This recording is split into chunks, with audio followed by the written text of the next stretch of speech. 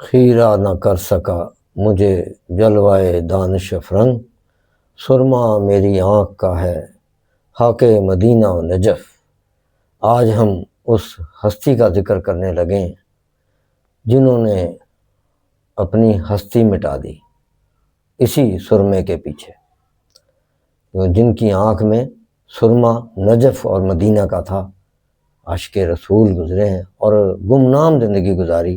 12 اکتوبر 1917 کو آپ پیدا ہوئے اور 15 جنوری 2003 کو لاہور میں وصال پایا، اور ریمنڈ ریلوے اسٹیشن کے سامنے ان کا مرکز مبارک ہے اور فقیر بادشاہ کے نام سے پہچانے جاتے ہیں۔ آج ہم ان کا ذکر کریں گے کہ انہوں نے کس طرح سے اپنی زندگی گزاری۔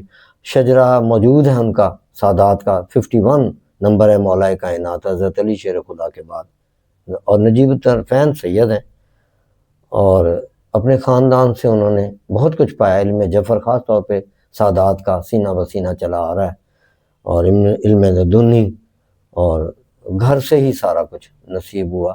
ان کی زندگی ہمارے لیے ایک بہترین مثال ہے، نمونہ ہے۔ وہ ساری عمر فتح بیونی یحبکم اللہ اور اطیع اللہ اطیع الرسول کے احکامات کے مطابق زندگی گزار کر گئے، اور ہم نے اپنی آنکھوں سے دیکھا۔ میں ان کا بیٹا ہوں، میرا نام سید شہزاد حسین زیدی ہے، اور مجھ سے زیادہ کون بتا سکتا ہے ان کے شب و روز۔ تو میں قرآن مجید کی آیت تلاوت کرتا ہوں سب سے پہلے، کہ جس کے مطابق زندگی انہوں نے گزاری۔ پارہ ہے 19واں اور سورہ فرقان ہے، آیت نمبر 43-44 ہے۔ اعوذ باللہ من الشیطان الرجیم، بسم اللہ الرحمن الرحیم۔ ارأیت من اتخذ الہ ہواہ افانت تکون علیہ وکیلا ام تحسب ان اکثرہم یسمعون او یعقلون انہم الا کالانعام بل ہم اضل سبیلا الم تر الی ربک کیف مد الظل ولو شاء لجعلہ ساکنا۔ کیا تم نے اسے دیکھا؟ ارأیت من اتخذ الہا، الہ کہتے ہیں اللہ کو، من اتخذ اس نے اخذ کر لیا یعنی بنا لیا، ہواہ اپنی خواہشوں کے مطابق اللہ کو، ہاں اپنی خواہش پہ اپنا اللہ تراش کر لیا۔ کیا تم نے اسے دیکھا جس نے اپنے جی کی خواہش کو اپنا خدا بنا لیا، جیسے دنیا بنا لیتی ہے، جو اب اللہ کے احکامات کو نہیں اپناتی۔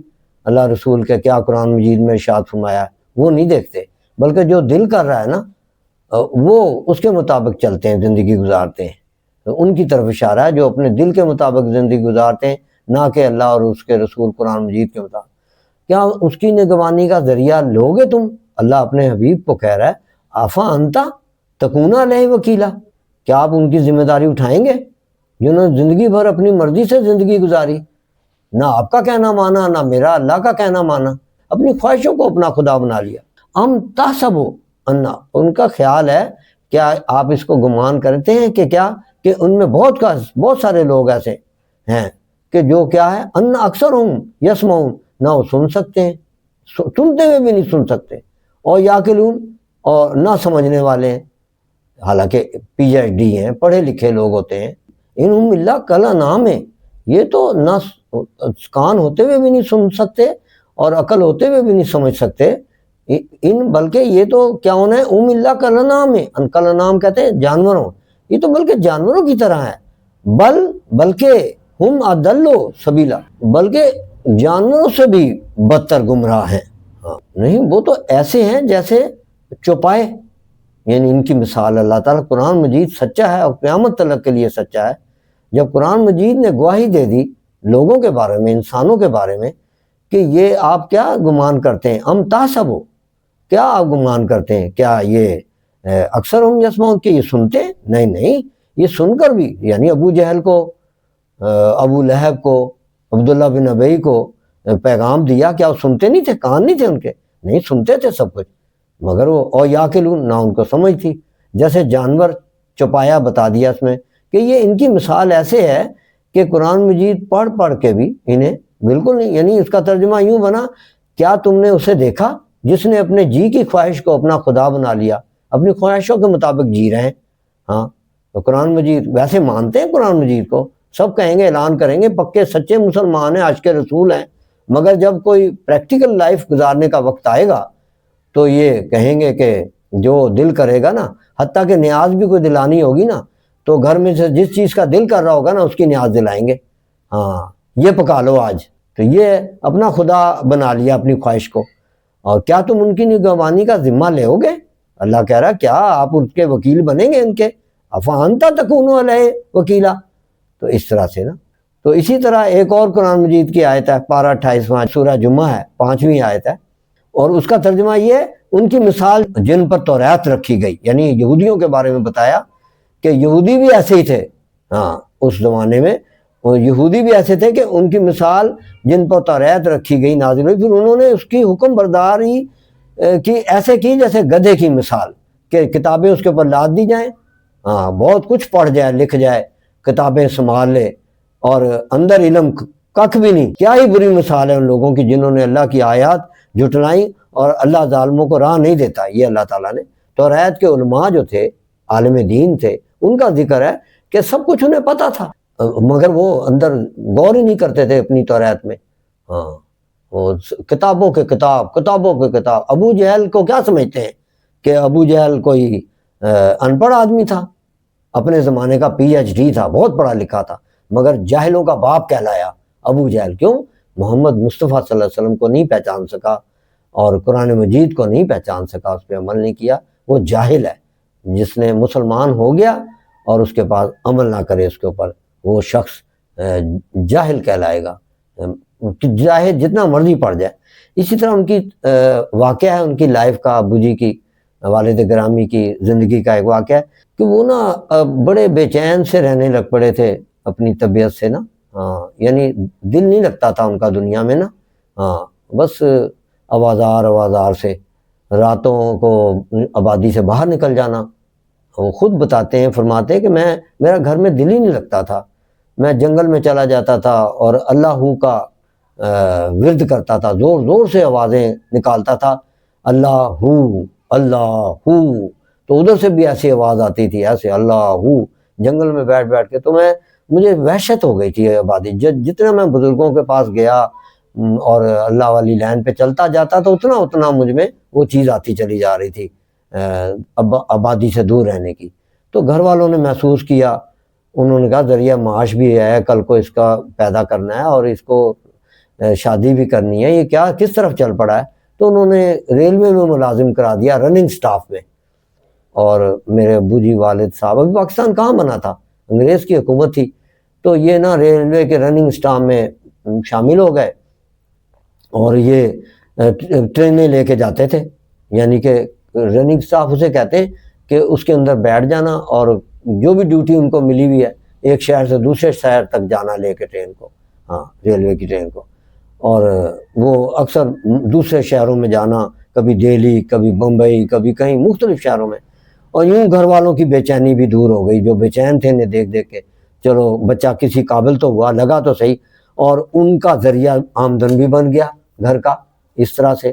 اور بابا صاحب بھی کافی سفر کا شوق رکھتے تھے، تو اس طرح سے وہ بھی راضی ہو گئے، اختیار کرنے میں کامیاب ہو گئے۔ انہی دنوں کی بات ہے کہ آپ سناتے ہیں مجھے، میں ان کا بیٹا ہوں، انہوں نے مجھے سنایا ہے، آپ ایک ٹرین لے کر سرکاری دورے پر دہلی گئے۔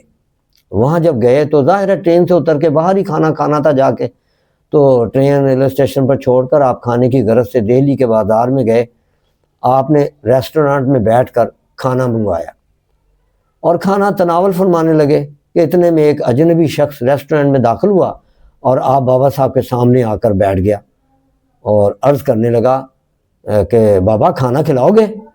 ابو جی نے کہا، فرمایا کیوں نہیں، آپ نے اسے بھی کھانا منگوا دیا۔ کھانا کھاتا رہا، ابو جی دیکھتے رہے اسے۔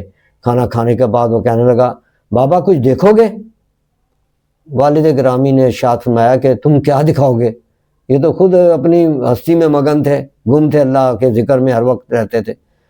تو ان صاحب نے کہا نہیں، آپ اپنی آنکھیں بند کر لیں، پھر کہا کہ آنکھیں کھول دیں۔ آنکھیں کھولیں، ابو جی بتاتے ہیں کہ سامنے جو بازار انسانوں سے بھرا ہوا تھا اور لوگ آ جا رہے تھے، وہاں اب ان کی جگہ جانور نظر آنے لگے، کوئی کتا، کوئی بلی، کوئی ہاتھی، کوئی بھینس، غرض دور دور تک کوئی انسان نظر نہیں آ رہا تھا۔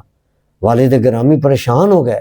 اس شخص کی آواز آئی، آپ گھبرائیں نہیں، یہ وہی لوگ ہیں جو ابھی یہاں چل پھر رہے تھے، یہ دراصل ان کا چہرہ ہے جو ان کی خصلت ہے، وہ ان کے چہرے ہیں، آپ ان میں غور سے دیکھیں، شاید کوئی انسان نظر آ جائے۔ بابا صاحب بتاتے ہیں کہ میں کافی دیر تک غور سے دیکھتا رہا، آخر کار میں نے دیکھا بہت دور سے 3 انسان آتے دکھائی دیے۔ یہ ایک انگریز اور اس کی بیوی اور ایک ان کا نوکر تھا۔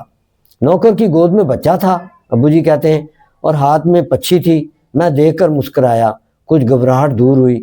وہ مجھ سے کہنے لگے، آپ مسکرا رہے ہیں؟ میں نے کہا ہاں شکر ہے کوئی انسان تو نظر آیا۔ وہ صاحب بولے کہ ہاں انسان تو ہیں مگر افسوس یہ بھی مسلمان نہیں ہے۔ وہ بولے بیٹا آنکھیں بند کر لو۔ میں نے فوراً آنکھیں بند کی اور آواز آئی آنکھیں کھول لو۔ میں نے کھولی تو وہ صاحب موجود نہ تھے۔ میں اٹھا، ہوٹل کی پیمنٹ کی، ہوٹل سے باہر تک آیا، سب طرف دیکھا، ڈھونڈا، مگر ان صاحب کا کہیں پتہ نہ چلا۔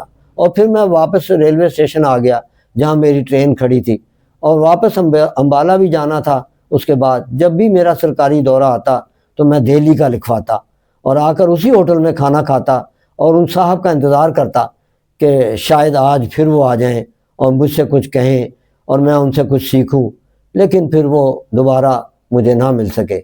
تو یہ انسان کی حقیقت ہے، اس کی جو خصلت ہے، خصائل، آدمی کی جو مزاج ہے، خصلت ہے، اس سے اللہ تعالیٰ کی اس کی پہچان ہوتی ہے۔ جیسے قرآن مجید میں ارشاد میں اور یسمعون اور یاقلون، کہ نہ وہ سن سکتے ہیں، یعنی سن کے بھی ان پہ اثر نہیں ہو رہا، ہاں، اور نہ وہ عقل رکھتے ہیں کہ وہ ان کو کیا بتایا جا رہا ہے، نماز پڑھو، قرآن شریف پڑھو، اللہ کے اور رسول صلی اللہ علیہ وسلم کے بتائے ہوئے راستے پہ چلو، مگر وہ نہیں چل رہے، اپنی خواہشوں کے پیچھے، کیا وہ اپنی خواہشوں پر چلتے ہیں۔ ہاں، کیا تم نے اسے دیکھا جس نے اپنی جی کی خواہش کو اپنا خدا بنا لیا؟ کیا تم اس کی نگہبانی کا، اللہ اپنے حبیب سے وعدہ لے رہا، کیا آپ اس کا ذمہ لوگے اب؟ ہاں، تو کون ذمہ لے گا ایسے لوگوں کا جو اپنی خواہشوں پہ چل رہے ہیں؟ اللہ رسول کی خواہش پر زندگی گزارنی چاہیے۔ یہ ہمیں آج کے اس سے سبق ملا ہے۔ وآخر دعوانا الحمدللہ رب العالمین والصلاۃ والسلام علیک یا خاتم النبیین، صدق اللہ علیہ۔